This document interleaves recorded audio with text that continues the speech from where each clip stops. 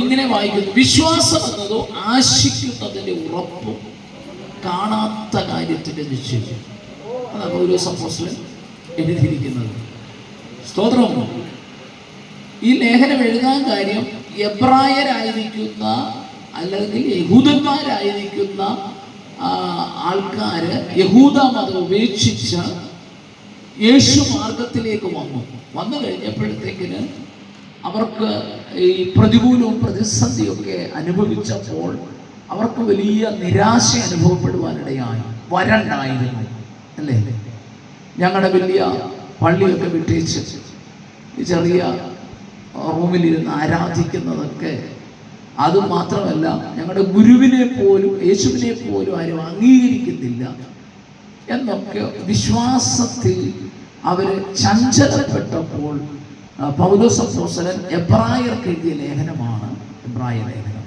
അവരെ വിശ്വാസത്തിൽ ഉറപ്പിക്കാൻ വേണ്ടിയിട്ട്. അപ്പം വിശ്വാസത്തെ കുറിച്ച് പൗലോസ് പറയുന്നത് വിശ്വാസം എന്നത് ആശിക്കുന്നതിന്റെ ഉറപ്പ്. ആശയം എന്ന് പറയുന്നത് എന്താ? കാണാൻ കഴിയുന്നതാണോ?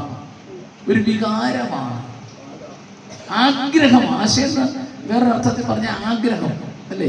എനിക്ക് ഇന്നതാകണം എന്നൊരാഗ്രഹം, അതാണ് ആശ. അത് കാണാൻ കഴിയത്തില്ല, അത് കാണണം. കണ്ടോ? അതാണ് വിഷയം. വിശ്വാസം ആശിക്കുന്നതിന്റെ ഉറപ്പ്. ആശ കാണണം, അങ്ങനെ കാണുന്നു. സ്തോത്രം. ആശിക്കുന്നതിന്റെ വിശ്വാസം ആശിക്കുന്നതിന്റെ ഉറപ്പും കാണാത്ത കാര്യത്തിന്റെ നിശ്ചയവും. കാണുന്ന കാര്യത്തിന്റെ ആണെങ്കിൽ എങ്ങനെയെങ്കിലും പറ്റുമായിരുന്നു. ഇത് കാണാത്ത കാര്യത്തിന്റെ നിശ്ചയം. സ്തോത്രം. അവിടെയാണ് ദൈവത്തിന്റെ പ്രവൃത്തി വെളിപ്പെടുന്നത്. അബ്രഹാമിനോട് ദൈവം പറഞ്ഞു, അബ്രഹാമേ, ഞാൻ നിന്നെ അനുഗ്രഹിക്കാൻ പോവാണ്. അപ്പൊ പറഞ്ഞൊരു കാര്യമുണ്ട്, അനുഗ്രഹിക്കാൻ പോവാ, പക്ഷെ ഞാൻ പറയുന്ന കാര്യം നീ ചെയ്യണം, കേൾക്കണം, കേട്ടിട്ട് അതുപോലെ ചെയ്യണം അല്ലേ? അബ്രഹാം ആരാ? വിശ്വാസത്തിന്റെ പിതാവ് അല്ലേ? വിശ്വാസത്തിന്റെ പിതാവാണ്. നമ്മളാരും വിശ്വാസി അല്ലേ? അപ്പം അബ്രഹാം ചെയ്തു ആശിക്കുന്നതിന്റെ ഉറപ്പും കാണാത്ത കാര്യത്തിന്റെ നിശ്ചയവും. ഈ രണ്ട് കാര്യങ്ങൾ അബ്രഹാം എന്ത് ചെയ്തു? ആശിക്കുന്നതിന്റെ ഉറപ്പ്, ആശയുടെ ഉറപ്പും കാണാത്ത കാര്യത്തിന്റെ നിശ്ചയവും. ഈ രണ്ട് കാര്യങ്ങൾ അബ്രഹാമിന്റെ ജീവിതത്തിൽ വെളിപ്പെട്ടു. നീ നിന്റെ ദേശത്തെ വിടണം, നിന്റെ ചാർച്ചക്കാരെ വിടണം, നിന്റെ പിതൃഭവനത്തെ വിടണം, ഞാൻ കാണിക്കാനിരിക്കുന്ന ദേശത്തേക്ക് പോകണം. കാണിച്ചില്ല, കാണിക്കാനിരിക്കുന്ന ദേശത്തേക്ക്. അവിടെയാണ് അത്ഭുത പ്രവൃത്തി വെളിപ്പെട്ടത്. ഹല്ലേലൂയ. കാണിക്കാനിരിക്കുന്ന ദേശത്തിന് വേണ്ടി കണ്ട ദേശം, നിന്ന ദേശം, ചാർച്ചക്കാരെ എല്ലാവരും ഉപേക്ഷിച്ചു. അങ്ങനെ ദൈവത്തിന്റെ പ്രവൃത്തി വെളിപ്പെടണമെങ്കിൽ, ഉത്തരത്തിലിരിക്കുന്നത് എടുക്കണമെങ്കിൽ കച്ചത്തിലിരിക്കുന്നത് പോകണം അല്ലേ? കച്ചത്തിലിരിക്കുന്നത് പോകാതെ ഉത്തരത്തിൽ എടുക്കാൻ പറ്റത്തില്ല. സ്തോത്രം ചെയ്യുന്നു. അങ്ങനെയെങ്കിൽ ചിലതൊക്കെ എന്ത് ചെയ്യണം? വിട്ടുകളയണം. ചിലത് നിന്റെ കയ്യിലുള്ളത് ചിലത് വിട്ട് കളഞ്ഞെങ്കിൽ മാത്രമേ ഉയരത്തിലെ പ്രാപിക്കാൻ പറ്റത്തുള്ളൂ. അങ്ങനെയെങ്കിൽ നീ വിശ്വസിക്കേ. വിശ്വസിച്ചാൽ ദൈവത്തിന്റെ മഹത്വം കാണും. നന്ദിയോട് ദൈവത്തെ സ്തുതിക്കുന്നു. അപ്പൊ നിങ്ങൾ ചോദിക്കും, അബ്രഹാമിന്റെ വീട്ടിൽ ചെന്ന് 3 ദൂതന്മാർ കടന്നു എന്നിട്ട് പറഞ്ഞു, ഹല്ലേലൂയ. അവിടെ ചെന്ന് 3 ദൂതന്മാർ അവിടെ കടന്നു നിന്നു. ചെന്നിട്ട് പറഞ്ഞു, അബ്രഹാം നിലം വരെ കുനിഞ്ഞു, അവരെ സ്വീകരിച്ചു, അകത്ത് എത്തി, കൂടാരത്തിൽ വൃക്ഷത്തിന്റെ ചുവട്ടിൽ ഇരുത്തി അവർക്ക് ആവശ്യമുള്ള ആഹാരങ്ങൾ ക്രമീകരിച്ചു കൊടുത്തു. എന്താണെന്ന് ഞാൻ നമുക്ക് അറിയാവുന്ന വിഷയമാണ്. ഹല്ലേലൂയ. ആ കാളക്കുട്ടിയെ അറുത്ത് ബാല്യക്കാരനെ കൊടുത്ത് ഭക്ഷണമൊക്കെ ക്രമീകരിച്ച് അവരെ വൃക്ഷത്തിന് കീഴിൽ ശുശ്രൂഷിച്ചു കൊണ്ടിരുന്നു. ഹല്ലേലൂയ. നദിയോട് ദൈവത്തെ ശ്രദ്ധിച്ച അബ്രഹാമിനോട് സാറയോട് ഒരു ദൂത് പറഞ്ഞു, ഹല്ലേലൂയ, അടുത്ത വർഷം ഞങ്ങൾ വരും. കണ്ടോ? സ്തോത്രം ചെയ്യുന്നു. നിന്നെ ഉപേക്ഷിച്ചിട്ടില്ല കേട്ടോ. അടുത്ത വർഷം ഞങ്ങൾ വരും. വരുമ്പോൾ നിനക്ക് ഹല്ലേലൂയ സ്തോത്രം ചെയ്യുന്നു ഒരു തലമുറയുണ്ടാകും. ഹല്ലേലൂയ സ്തോത്രം ചെയ്യുന്നു. നന്ദിയോടെ ദൈവത്തെ സ്തുതിക്കുന്നു. അബ്രഹാമിന് 100 വയസ്സ്. ഹല്ലേലൂയ. സാറായിക്ക് 90 വയസ്സ്. 10 വയസ്സിന്റെ ഡിഫറൻസാ. ഹല്ലേലൂയ. അബ്രഹാം ചോദിക്കുക, 100 വയസ്സുള്ള ഒരു മകൻ ജനിക്കുമോ? 90 വയസ്സുള്ളവർക്ക് മകനെ കിട്ടുമോ? കണ്ടോ? വിശ്വസിച്ചു. പക്ഷെങ്കിൽ അവിശ്വാസം വരാൻ കാര്യം എന്താ വിഷയം അറിയാമോ? ഹല്ലേലൂയ. സ്തോത്രം. 100 വയസ്സാ വിഷയം, 90 വയസ്സാ വിഷയം. അവരുടെ മുമ്പിൽ നിൽക്കുന്നത് പ്രതികൂലമാണ്, നടക്കത്തില്ല. ഹല്ലേലൂയ. പ്രതിസന്ധി നിൽക്കുന്നത് എങ്ങനെ സംഭവിക്കും? ഹല്ലേലൂയ. അതിന്റെ നടുവിലാണ് ഹല്ലേലൂയ ദൈവം പറയുന്നത്, നിനക്ക് അത് ലഭിക്കും, ആ വാഗ്ദത്തം ലഭിക്കും എന്ന് പറഞ്ഞപ്പോൾ അബ്രഹാം ചിരിച്ചു. ഹല്ലേലൂയ. സാറ കവിട് കിടന്ന് ചിരിച്ചു. അവർ വിശ്വസിച്ചില്ല കേട്ടോ. ചില കാര്യത്തിൽ വിശ്വസിച്ചില്ലെങ്കിലും ദൈവമാണ് പറയുന്നത്, അതിന്റെ മേൽ നീ വിശ്വസിച്ചില്ലെങ്കിലും ഹല്ലേലൂയ ദൈവം പറയുന്നത് കൊണ്ട് അത് നടക്കും. ദൈവത്തിന്റെ നീതി വെളിപ്പെടുത്തുന്നത് കൊണ്ട് അത് സംഭവിക്കും. ഇന്ന് മുതൽ വിശ്വസിച്ചാലും ഇല്ലെങ്കിലും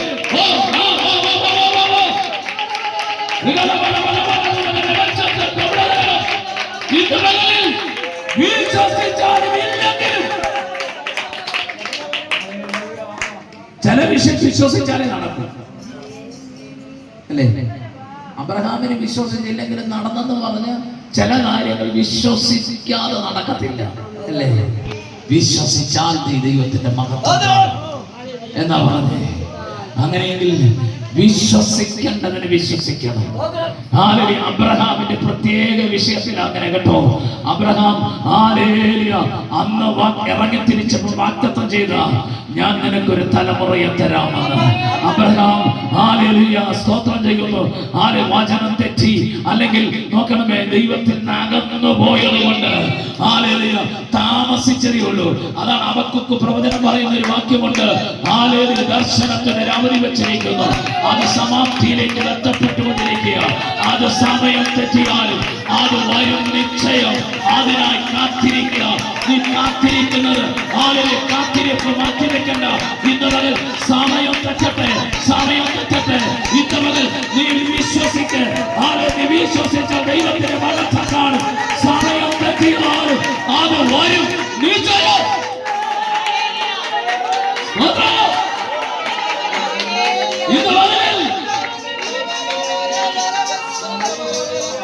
നമ്മുടെ പ്രാർത്ഥന കുറവുകൊണ്ടും നമ്മുടെ വിശ്വാസം കുറവുകൊണ്ടും സമയം താമസിക്കും. ഒരു പ്രതികൂലം വരുമ്പോഴേ നമ്മൾ ആകപ്പാടെയാണ് അപ്സെറ്റ് ആവും. പ്രതികൂലം വരുമ്പോ ഓർത്തോണം, വിടുതലിനാണ്. പത്രോസ് രാത്രി മുഴുവൻ അധ്വാനിച്ചിട്ട് ഒന്നും കിട്ടിയില്ല. ഭയങ്കര നിരാശയായിരുന്നു. വളരെ വിഷമത്തോടെ വീട്ടിലേക്ക് പോവുക. രാത്രി മുഴുവൻ ജോലി ചെയ്തിട്ട് ഒന്നും കിട്ടില്ല. ഇന്നുവരെ പത്രോസിന്റെ ജീവിതത്തിൽ ഇന്നുവരെ അങ്ങനെ സംഭവം നടന്നിട്ടില്ല. ഏറ്റവും സമർത്ഥനായ ഗലീല കടപ്പുറത്തെ ഏറ്റവും സമർത്ഥനായ മുക്കുവനാണ് പത്രോസ്. ഇന്നുവരെ പത്രോസിനായി ഏറ്റവും കൂടുതൽ മീൻ കിട്ടി കാണും. അത് കഴിഞ്ഞ് മറ്റുള്ളവർക്കേ കിട്ടത്തുള്ളൂ. പക്ഷേ യേശു പത്രോസിന്റെ പടകിൽ കയറി ഇരിക്കുമെന്ന് പിശാച് അറിഞ്ഞുകൊണ്ട് പിശാചിന് മനസ്സിലായി, നിന്റെ ജീവിതത്തിൽ ചില വിടുതലുകൾ നടക്കാൻ പോകുക, വിശാലത ഉണ്ടാകാൻ പോവുക. അതുകൊണ്ട് നിന്റെ മുൻകൂട്ടി നിന്റെ പടകിനെ ശൂന്യമാക്കിയെങ്കിൽ ഇന്ന് പകലിൽ നന്ദിയോടെ ദൈവത്തെ സ്തുതിക്കുന്നു. നിന്റെ ശൂന്യത മാറ്റുന്ന ഒരു ദൈവം ഇന്ന് പകൽ ഇതിനകത്ത് വന്നിട്ടുണ്ട്. വിശ്വസിക്ക് നടക്കത്തില്ലെന്ന് സംഭവിക്കത്തില്ലെന്ന് നീ പറയുന്ന വിഷയത്തിന് ദൈവത്തിന്റെ ആത്മാവ് പ്രവർത്തിക്കാൻ പോകുക. നന്ദിയോടെ ദൈവത്തെ സ്തുതിക്കുന്നു. യേശുവിന്റെ വാക്യങ്ങൾ അവൻ വലയിറക്കിയപ്പോൾ പെരുത്ത ഒരു മീൻകൂട്ടം അകപ്പെട്ടു എന്ന് എഴുതിയേക്കുന്നത്. പെരുത്ത ഒരു മീൻകൂട്ടം. പത്രോസേ, തലേ രാത്രിയിൽ ഒന്നും കിട്ടാതിരുന്നത് പിറ്റേ ദിവസം ഒരു വലിയ കൂട്ടം മീൻ നിന്റെ പടകിനകത്ത് കയറാൻ പോകുന്നത് കൊണ്ടാണ്. അതുകൊണ്ട് പ്രതികൂലമായതുകൊണ്ട്, പ്രതിസന്ധി ആയതുകൊണ്ട് എല്ലാം അവസാനിച്ചെന്ന് നീ കരുതരുത് കേട്ടോ. ഇന്ന് മുതൽ യേശുവിന്റെ വാക്യങ്ങൾ വലയിറക്ക് വലയിറക്കെ. ഒരു പെരുത്ത മീൻകൂട്ടം, വലിയൊരു നന്മ, വലിയൊരു വിശാലത ഇത് വലക്കകത്ത്, ഇത് വലക്കകത്ത് പ്രവേശിക്കാൻ പോകുക. ഓ ഓ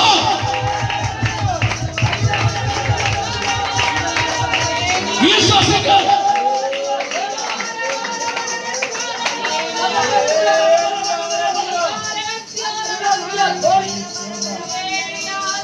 വളരെ നിരാശയോടെ വിശ്വാസമൊക്കെ പോയി പത്രോസ് വള്ളവും വലയും ഒക്കെ കരക്കടിപ്പിച്ച് വീട്ടിലേക്ക് പോകാൻ വരുമ്പോൾ യേശു വരുന്നത് അവസാന നിമിഷം തീർന്നെന്ന് പറഞ്ഞ സമയത്ത്, ഇനി രക്ഷയില്ലെന്ന് പറഞ്ഞ സമയത്ത് അപ്പോഴാണ് യേശു വരുന്നത്.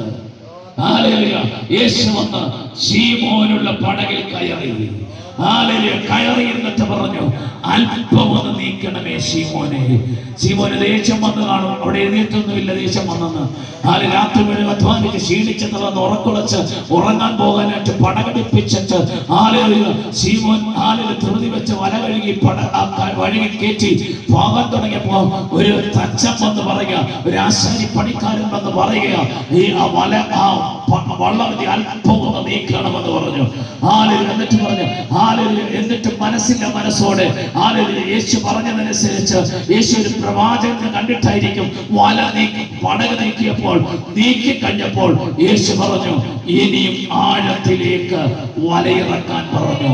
യേശു ഉപദേശിക്കാൻ തുടങ്ങി. വിശ്വാസം കെട്ടുപോയ സ്ഥാനത്ത്, നടക്കത്തില്ലെന്ന് പറഞ്ഞ സ്ഥാനത്ത്, എല്ലാം ക്ലോസ് ചെയ്ത സ്ഥാനത്ത് യേശുവിന്റെ വാക്കിങ്കിൽ വലയിറക്കിയപ്പോൾ, യേശു പ്രസംഗിച്ചപ്പോൾ ശൂന്യത മാറിയെങ്കിൽ ഇന്ന് മുതൽ യേശു പറഞ്ഞതനുസരിച്ച് വലയിറക്കിയപ്പോൾ ഇങ്ങനെ ആഴത്തിലേക്ക് ആഴത്തിലേക്ക് മീൻപിടുത്തത്തിന് വലയിറക്കാനാ പറഞ്ഞത്. അവിടെ ഇങ്ങനെ പറഞ്ഞത്, ശീമോനെ ആഴത്തിലേക്ക് മീൻപിടുത്തത്തിന് വലയിറക്കാൻ. തലേരാത്രിയിൽ നീ വെറുതെ വലയിറക്കിയത് പോലെയല്ല, ഇന്ന് ഞാൻ പറയുന്നത് അനുസരിച്ച് നീ വലയിറക്കിയാൽ പെരുത്ത മീൻകൂട്ടം, സമുദ്രത്തിന്റെ അങ്ങേ അറ്റത്ത് നിൽക്കുന്ന മീൻ കൂടെ ഓടി വന്ന് നിന്റെ വലക്കകത്ത് കയറാൻ പോകുകയാണ്. ദേശത്തിന്റെ അങ്ങേ അറ്റത്ത് നിൽക്കുന്ന, ദേശത്തിന്റെ അങ്ങേ അറ്റത്ത് നിൽക്കുന്ന വാറ്റത്തങ്ങൾ നിന്റെ പ്രാർത്ഥന എന്ന വലക്കകത്ത് കയറാൻ പോകുകയാണ്.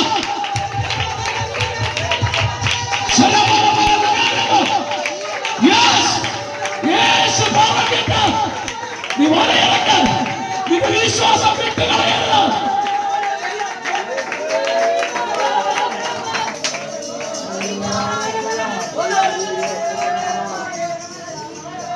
ഇന്നലെ തലേ ദിവസം പത്രോസ് അടിയിൽ ചെന്ന് വല മണ്ണ് വരെ വാരിയെടുത്ത് കാണും അല്ലേ, കല്ല് വരെ വാരി വലയ്ക്കകത്ത് കിട്ടി കാണും. അപ്പോഴേ യേശു പറയുന്ന ആഴത്തിലേക്ക് ഇറക്കാൻ. സമുദ്രനിരപ്പിൽ നിന്ന് ഏകദേശം 680 അടിയേ ഉള്ളൂ താഴ്ച. 680 അടിയിലും അടി വരെ ഞാൻ കഴിഞ്ഞ രാത്രിയിൽ വല വീശിയത് ഒന്നും കിട്ടില്ല. പിന്നെ എങ്ങോട്ട് വലയിറക്കാനാ യേശുവേ എന്ന് ചോദിച്ചു കാണും. നാളുകളായില്ലേ നീ വലയിറക്കുന്നത്, നാളുകളായില്ലേ നീ പ്രാർത്ഥിക്കുന്നത്, നാളുകളായില്ലേ നീ പ്രാർത്ഥിക്കുന്നത്. ഭാരപ്പെടണ്ട, നീ വലയിറക്കിയിടത്ത് തന്നെ, നീ വലയിറക്കിയിടത്ത് തന്നെ, ഒന്നും കിട്ടാതിരുന്നിടത്ത് തന്നെ, ഒന്നും കിട്ടാതിരുന്നിടത്ത് തന്നെ, ശൂന്യത നിറഞ്ഞിടത്ത് തന്നെ നീ വലയിറക്ക്, വലയിറക്ക്, വലയിറക്ക്.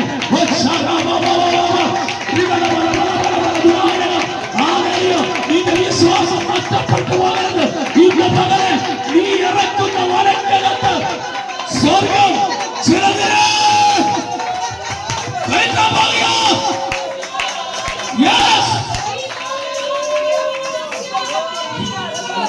വിശ്വാസം എന്നല്ലോ ആശിക്കുന്നതിന് ഉറപ്പ്, കാണാത്ത കാര്യത്തിന്റെ നിശ്ചയവും. കണ്ടോ, ഉറപ്പില്ലാതായിരിക്കും ശീമോൻ വലയിറക്കിയത്. യേശു പറഞ്ഞതുകൊണ്ട് ഇറക്കാമെന്ന് പറഞ്ഞ ഇറക്കി നോക്കിയത് ചുമ്മാതെ.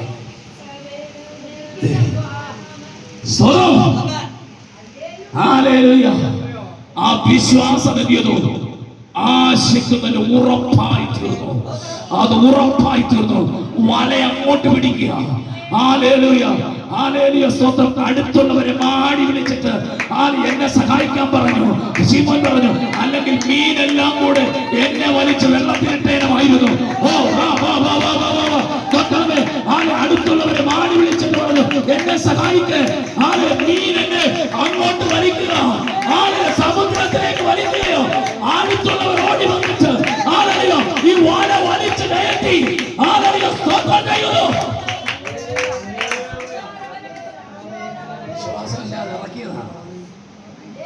വല വലിച്ചെടുത്തപ്പോൾ വല കീറുമാറായി. കണ്ടോ, കീറുമാറായി. ഇപ്പൊ തകരും. നന്മ വന്നാൽ ചില പ്രതികൂലങ്ങൾ ഉണ്ടാകും. വല കീറുമാറായി. നമ്മൾ വിചാരിക്കും കീറുമാറായി, തകർന്നു പോയെന്ന്. പക്ഷേ നിന്റെ വലയ്ക്കകത്ത് കയറ്റിയതാരാണ്? നിന്റെ കർത്താവാണ്, നമ്മുടെ കർത്താവാണ്. അത് കീറത്തില്ല, കേട്ടോ. കീറിപ്പോകത്തില്ല, പൊട്ടിപ്പോകത്തില്ല, തകർന്നു പോകത്തില്ല. ഇന്ന് പകലിൽ നിന്റെ വലയ്ക്കകത്ത് കയറിയ മത്സ്യം വല പൊട്ടി പോകത്തില്ല, കേട്ടോ. അത് വരണ്ട സ്ഥലത്ത് അത് വരും. ഇന്ന് പകൽ ചിലരുടെ ചേർന്ന് അതിനെ പിടിച്ച് വലിക്കുകയോ, ചിലരുടെ ചേർന്ന് നിങ്ങളുടെ ചേർന്ന് അതിനെ പിടിച്ച് വലിച്ച് വലിച്ചത് പടകിനകത്തിടുകയോ.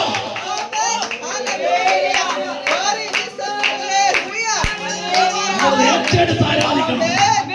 നിങ്ങളത് ഏറ്റെടുത്തായിരിക്കും.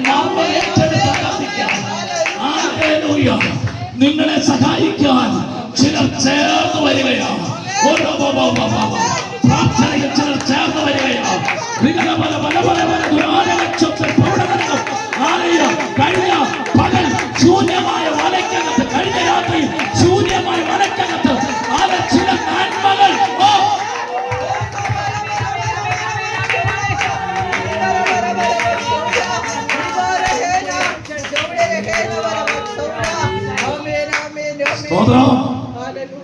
വലിച്ചിട്ട് ഒറ്റ വല വലിച്ചപ്പോൾ രണ്ട് പടകൾ നിറഞ്ഞു. സ്തോത്രം ചെയ്യുന്നു.